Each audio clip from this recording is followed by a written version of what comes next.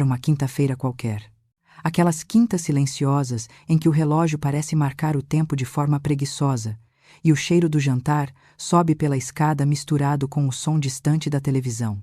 Eu estava no meu quarto, a rever as contas do mês, a luz, a água, o gás, as mesmas contas que eu pagava há anos sem que ninguém me pedisse, apenas porque achava justo.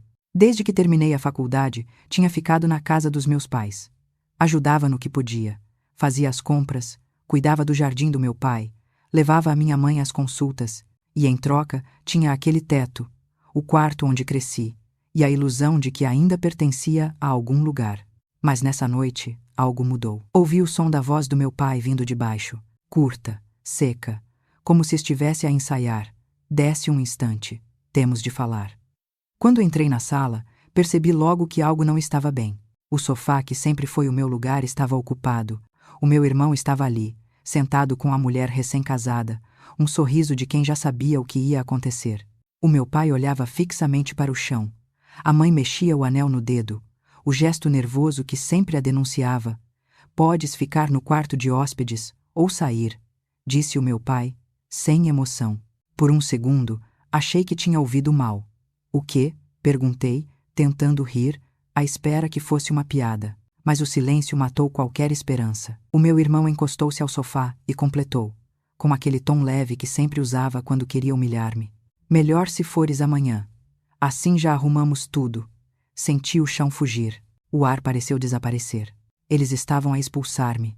Da casa onde vivi 8 anos, onde passei os natais sozinha quando ele estava a estudar fora, onde cuidei da mãe quando o pai ficou doente.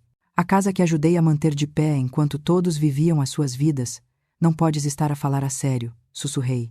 Pai. Ele não me olhou. Suspirou apenas, como quem tenta convencer-se de que aquilo era o certo. É o mais justo, filha. Eles são recém-casados, precisam de espaço, e tu já és adulta. Sim. Respondi com a voz presa na garganta. Sou adulta. Por isso é que tenho pago as vossas contas enquanto ajudavam o casamento dele a acontecer. O meu irmão riu. Oh, não comeces com isso outra vez. A santa responsável da família. Queres um prêmio? Foi aí que entendi. Não era uma conversa. Era uma sentença. A minha mãe tentou abrir a boca, mas o meu pai levantou a mão, um gesto pequeno, mas cheio de poder, e ela calou-se. Senti algo partir dentro de mim. Não era apenas tristeza. Era o tipo de dor que vem quando percebes que o amor da tua família tem prazo de validade. Subi para o quarto devagar. Cada degrau a doer mais que o anterior. Olhei à volta, as paredes cheias de fotografias, o cheiro do perfume antigo da mãe, a planta que o avô me dera e que ainda resistia na janela. E percebi. Nada daquilo me pertencia mais. Enquanto arrumava as minhas coisas, cada objeto parecia carregar uma história. O caderno da escola, o postal que o irmão me enviou da Suíça, o bilhete do concerto a que o pai prometeu ir e nunca foi. O coração batia tão forte que parecia ecoar pela casa inteira. Lá embaixo, ouvi gargalhadas. Os recém-casados estavam a ver televisão. O som das suas risadas atravessava as paredes como facas pequenas. E foi nesse instante que deixei de ser filha. Deixei de ser irmã. Deixei de ser família. No fundo, ainda esperei que alguém subisse. Que a mãe batesse a porta e dissesse: Fica, vamos resolver isto. Mas o silêncio foi a resposta. Quando fechei a mala, olhei pela última vez para aquele quarto. Disse baixinho, sem saber a quem: Obrigada por me ensinarem que o amor com condições não é amor, é controlo. Saí. E a porta fechou-se atrás de mim com o som mais pesado que já ouvi. Na rua, o vento frio de fim de outono bateu-me no rosto e senti que pela primeira vez em anos respirava ar de verdade. Mas junto com o ar vinha o medo. Para onde vou agora? O que vai ser de mim? Não sabia. Só sabia que aquela noite marcava o fim de uma vida. E sem eu imaginar, o início de uma verdade que estava escondida há muito tempo, uma verdade que iria mudar tudo o que eu pensava saber sobre aquela casa. Naquela noite, enquanto o mundo dormia, eu comecei a empacotar não só as minhas coisas, mas também a parte de mim que ainda acreditava que ter família era o mesmo que ter amor. O relógio marcava quase meia-noite. A casa estava mergulhada num silêncio estranho, não aquele silêncio de paz, mas o tipo que pesa, que se agarra às paredes e não deixa respirar. Lá embaixo, eu ainda ouvia o riso abafado do meu irmão e da mulher. Riam de algo no televisor, talvez um programa qualquer, mas o som chegava-me distorcido, como se viesse de outro mundo, um mundo do qual eu já não fazia parte. No quarto, comecei a abrir as gavetas. As mãos tremiam. Cada objeto parecia contar uma história que eu não queria recordar. A velha blusa azul que a mãe me comprou no primeiro emprego, o bilhete amarrotado do concerto que o pai prometeu ir e acabou por esquecer. A fotografia de família emoldurada num sorriso que, agora, eu sabia que nunca tinha sido sincero. Coloquei tudo na mala. Mas quanto mais arrumava, mais percebia que não havia espaço suficiente para tanta decepção. O coração batia forte, como se tentasse avisar. Ainda dá tempo de ficar. Ainda dá tempo de lutar. Mas eu sabia. Às vezes lutar é apenas uma forma mais lenta de perder. A minha mãe subiu as escadas. O som dos passos fez-me congelar. Ela parou à porta, olhou-me por um instante e nada disse. Nem um desculpa, nem um fica. Os olhos dela brilharam por um segundo. Ou talvez tenha sido o reflexo da luz do corredor e depois virou costas. Aquele gesto simples doeu mais do que qualquer palavra. Naquele instante, percebi que o amor da minha mãe tinha limites e que eu tinha acabado de os ultrapassar. Continuei a embalar. Dobrei o cobertor que o avô me dera quando fiz 18 anos. Ele sempre dizia: leva isto contigo. É para quando o mundo te fizer sentir fria. Agarrei o cobertor junto ao peito. E pela primeira vez em muito tempo, deixei-me chorar. Chorei pelo que estava a perder, mas também pelo que nunca tinha realmente tido. No corredor, o relógio da sala bateu 1, 2, 3 vezes. Cada badalada soava como um adeus. Peguei na mala e desci as escadas devagar, com medo de fazer barulho, como uma estranha na própria casa. No fim da escada, encontrei o retrato de família pendurado na parede. Aquela fotografia de um Natal antigo, com todos a sorrir para a câmara, fingindo que éramos felizes. Olhei para aquele quadro e pensei: talvez nunca tenhamos sido uma família, talvez só tenhamos aprendido a parecer uma. Abri a porta da frente. O vento frio entrou como uma bofetada. Olhei uma última vez para dentro. O sofá onde o meu irmão agora dormia. O candeeiro que o pai insistia em manter. O vaso que a mãe regava todas as manhãs. Tudo parecia igual, mas ao mesmo tempo já não era nada meu. Fechei a porta. E o clique da fechadura soou como o ponto final da minha infância. Lá fora, o ar parecia diferente. Cheirava a liberdade e a medo. Caminhei pela rua escura, sem destino. A mala pesava menos que o coração. Acabei na casa da minha melhor amiga, a Lily. Ela abriu a porta com os olhos sonolentos e, quando me viu com a mala, não perguntou nada. Apenas afastou-se e disse: entra. Aquele simples entra foi a primeira palavra de acolhimento que ouvi naquela noite. Deitei-me no sofá dela, envolvida no cobertor do avô, e o corpo finalmente cedeu ao cansaço. Mas o sono não veio fácil. Entre uma lágrima e outra, as perguntas começaram a ecoar. Por que é que o meu pai foi tão rápido a escolher o meu irmão?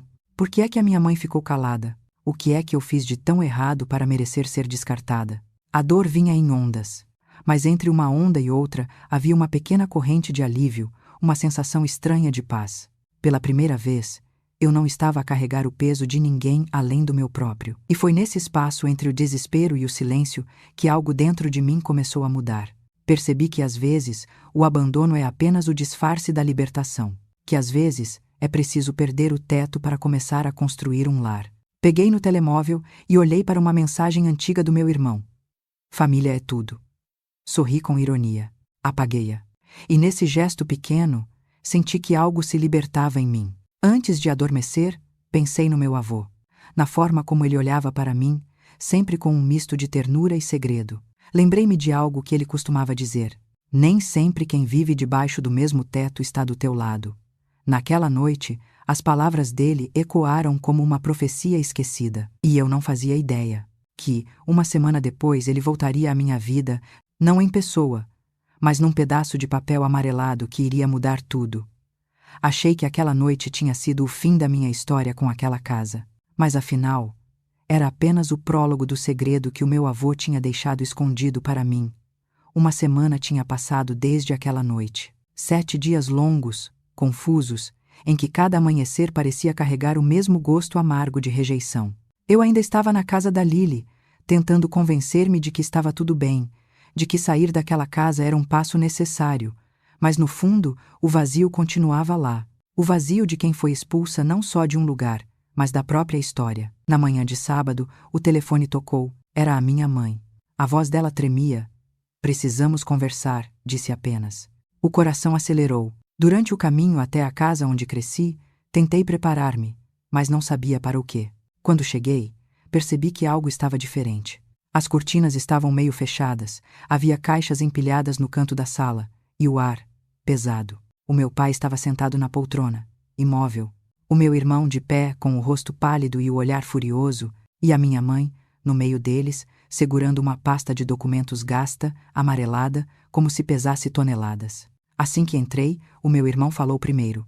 Ela está a mentir, gritou, apontando para a mãe. Diz-lhe que estás a mentir. Eu parei, confusa. O que está a acontecer? A minha mãe olhou-me com olhos marejados. É sobre a casa, disse com voz trêmula. Há algo que o teu pai nunca te contou. Aquelas palavras foram suficientes para gelar o ar. O meu pai não levantou a cabeça.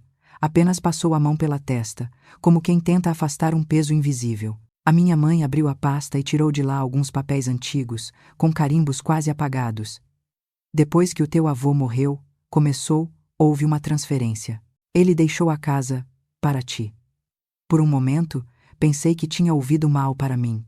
Ela assentiu, devagar, sem conseguir encarar-me. Ele fez o testamento em segredo. Disse que queria que tivesse segurança, que tinhas cuidado dele até ao fim. E que um dia precisarias deste lugar mais do que qualquer um de nós. A mão tremeu-me quando peguei na folha. O papel estava envelhecido, mas lá estava o nome, o meu, proprietária, nome da personagem. O som da voz do meu irmão cortou o silêncio. Mentira, isto é mentira. O pai sempre disse que a casa era dele, que ia ser minha. A minha mãe tentou explicar, mas ele gritou mais alto. Ela está a inventar, está a tentar dividir-nos. O pai finalmente levantou o olhar. E foi a sua voz baixa, quase um sussurro, que me partiu por dentro. Eu sabia. Pensei que fosse melhor assim. O teu irmão precisava mais. Tu sabes cuidar de ti. Olhei para ele, e algo em mim se despedaçou. Então, expulsaste-me da casa que é minha. Perguntei, com a voz trêmula. Ninguém respondeu. Nem um pedido de desculpa, nem uma palavra. O silêncio, outra vez, como um eco cruel. A mulher do meu irmão desviou o olhar, constrangida. O meu irmão respirava fundo, mas já não gritava. O que restava nele não era raiva, era medo. Medo de perder o que acreditava ser dele. Senti as lágrimas subirem, mas segurei.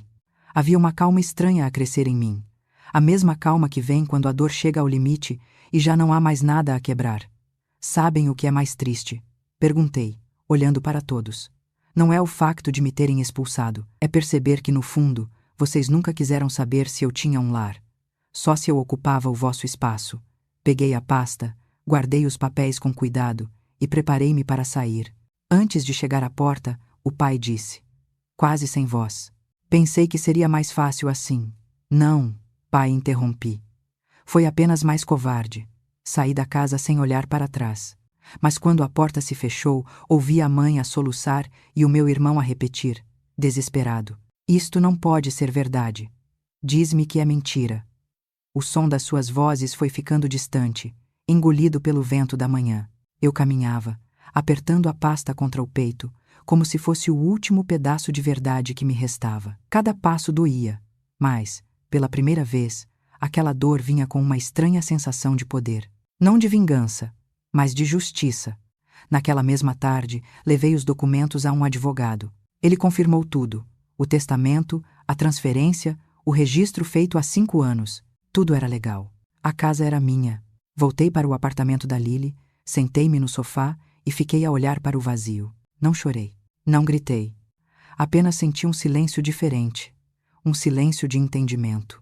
O meu avô, de algum modo, tinha previsto tudo. Sabia quem eu era. Sabia do que eu era capaz. E talvez tivesse deixado aquele segredo não apenas para me proteger, mas para me obrigar a escolher entre o amor e o respeito. Naquela noite, abri o envelope outra vez e passei os dedos pelo nome dele. Obrigada, avô, sussurrei, por me lembrares de que o que é justo nem sempre é o que é fácil. E ao fechar o envelope, uma decisão começou a formar-se dentro de mim.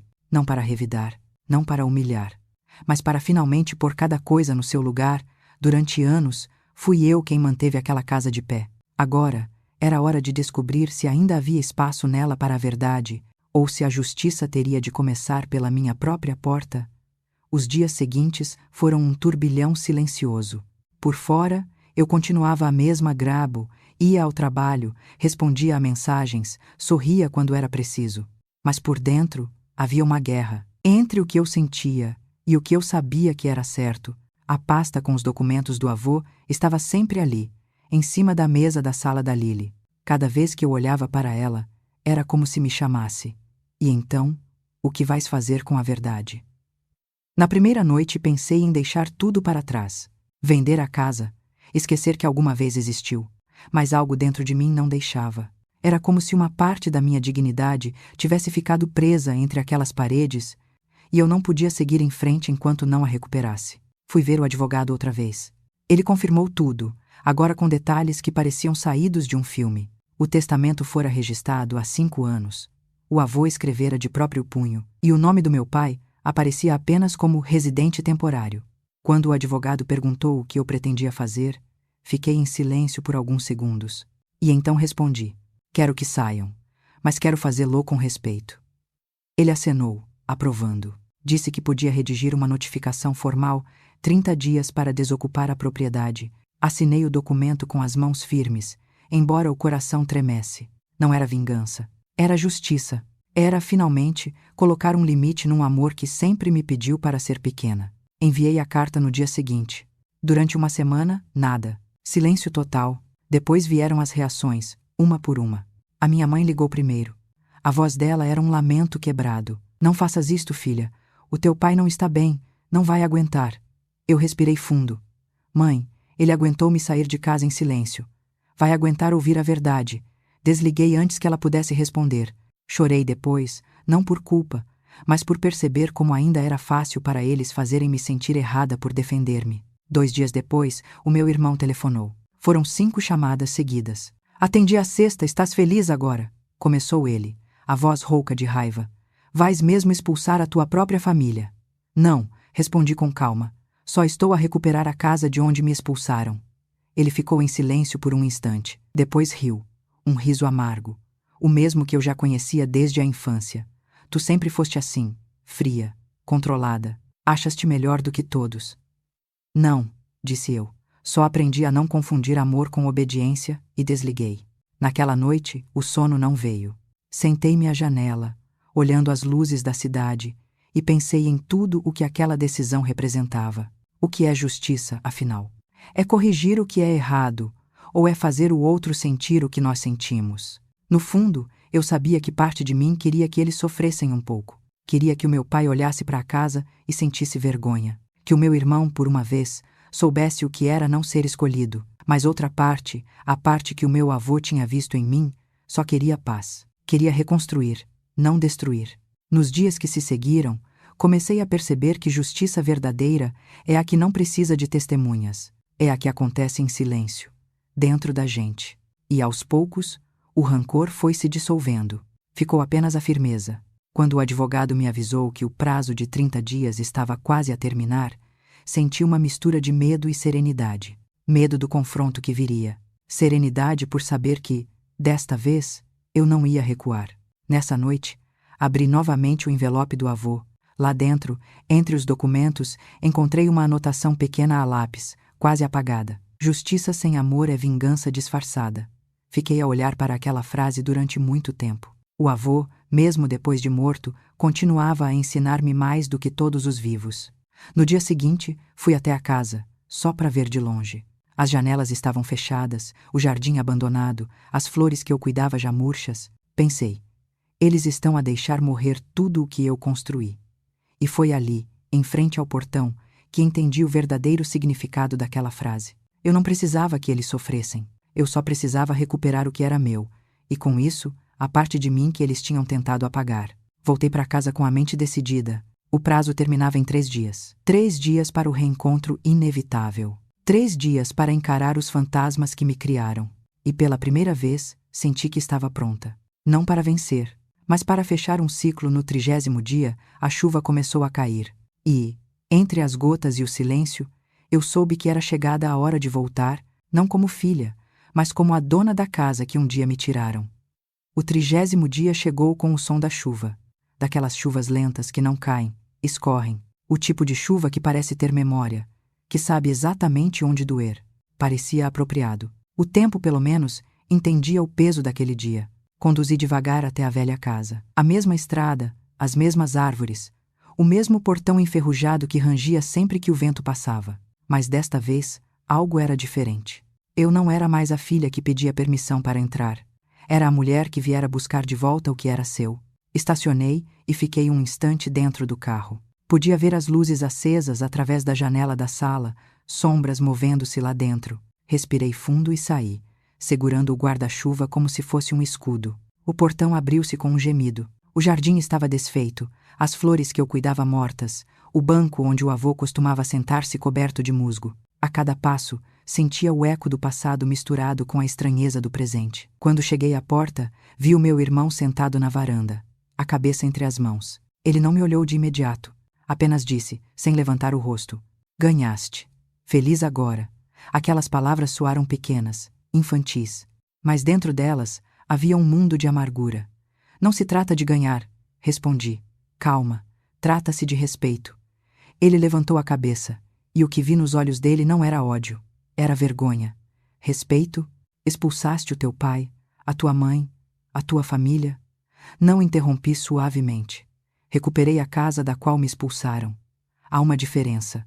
O silêncio entre nós era pesado, mas diferente do de antes. Agora havia verdade dentro dele. E a verdade pesa mais do que qualquer mentira." A porta abriu-se atrás do meu irmão. A minha mãe apareceu primeiro. Estava pálida, os olhos cansados, as mãos a tremer. Logo atrás dela, o meu pai, mais magro, o rosto envelhecido, o olhar vazio. "Mãe", comecei e vieram os papéis. "O prazo acabou." Ela assentiu, com um pequeno aceno. "Eu sei, só precisamos de mais tempo. O teu pai não está bem." Aquela frase voltou como uma lâmina fria. A mesma desculpa de sempre. "O teu pai não está bem, o pai que nunca esteve quando eu precisei." Mãe disse com voz firme: "Vocês tiveram 30 dias. Eu não corri, não pressionei, não pedi nada além de silêncio. Agora é hora." O meu pai deu um passo à frente, apoiando-se no corrimão. A voz saiu rouca, quase um murmúrio. "Tu não és a pessoa que nós criamos."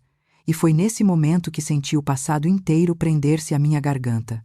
Todas as noites em que me chamaram ingrata, todas as vezes que engoli palavras para não magoar. Respirei fundo e olhei-o nos olhos.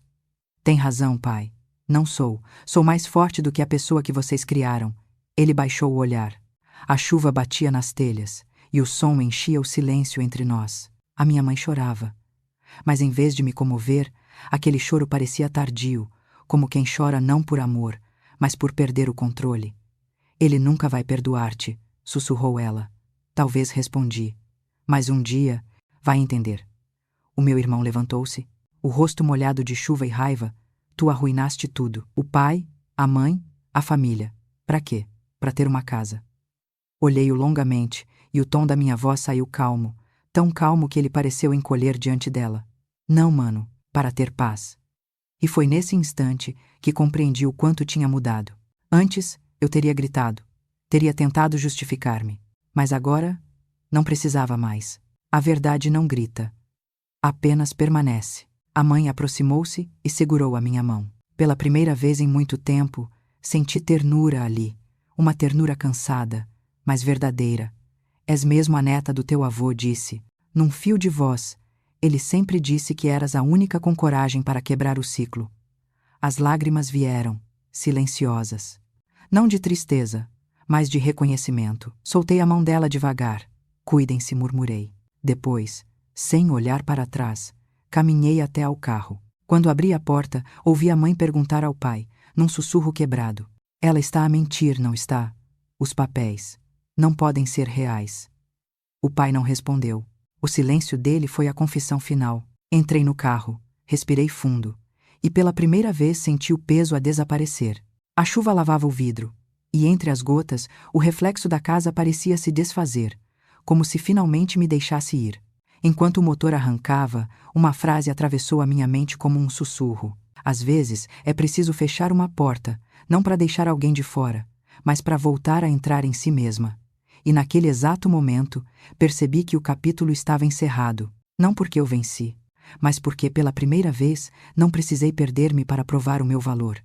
Deixei aquela casa para trás, vazia de móveis, mas cheia de ecos.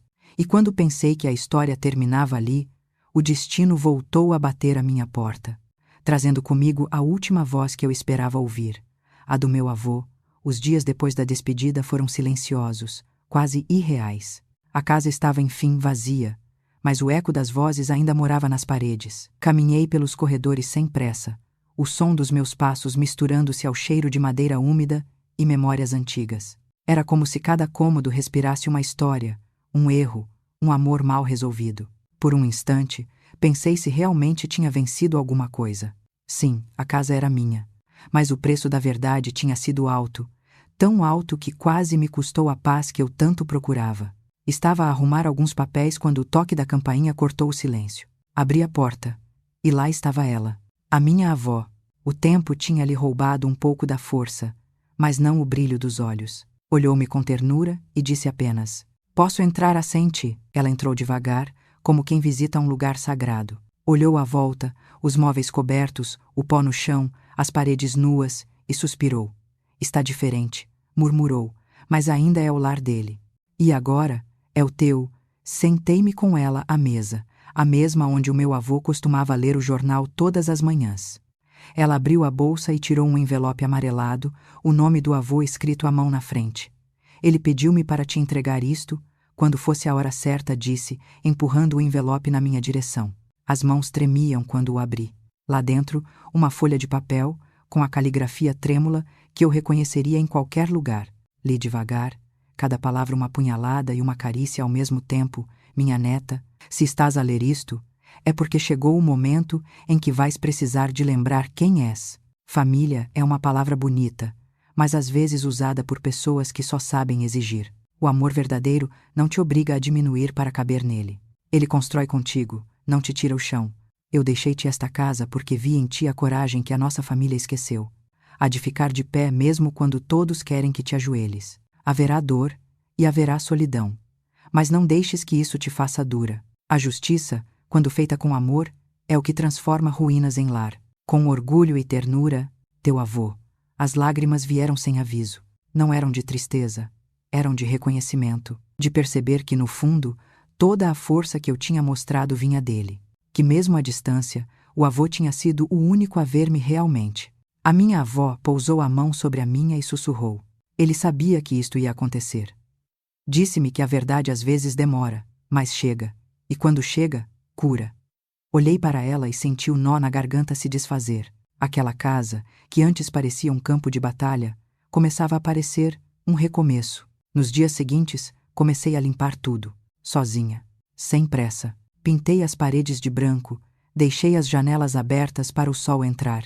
Plantei flores novas no jardim, as mesmas que o avô gostava, e pela primeira vez em muito tempo, o cheiro da casa mudou. Deixou de cheirar a ressentimento e começou a cheirar a vida. Certa tarde, enquanto colocava as cortinas, ouvi o som de uma mensagem no telemóvel. Era do meu irmão.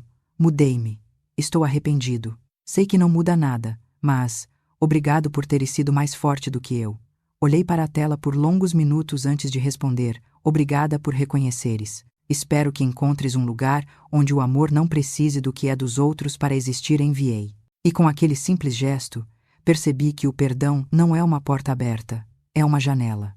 Não volta tudo como era, mas deixa o ar entrar outra vez. Naquela noite, sentei-me na varanda. O pôr do sol tingia o céu de dourado e lilás, e o jardim cheirava a terra molhada. Peguei na carta do avô mais uma vez e li a última linha. A justiça feita com amor transforma ruínas em lar. Sorri. Olhei à minha volta e percebi, ele tinha razão. A casa não era apenas minha. Era o símbolo de algo maior. O meu próprio renascimento. Levantei-me, fechei os olhos e respirei fundo. Pela primeira vez, senti-me em casa, não por estar num lugar, mas porque, finalmente, pertencia a mim mesma. Percebi que um lar não é o lugar onde nasces, mas o lugar onde és livre para ser quem és. E, às vezes, para o reencontrar, É preciso primeiro perder tudo o resto.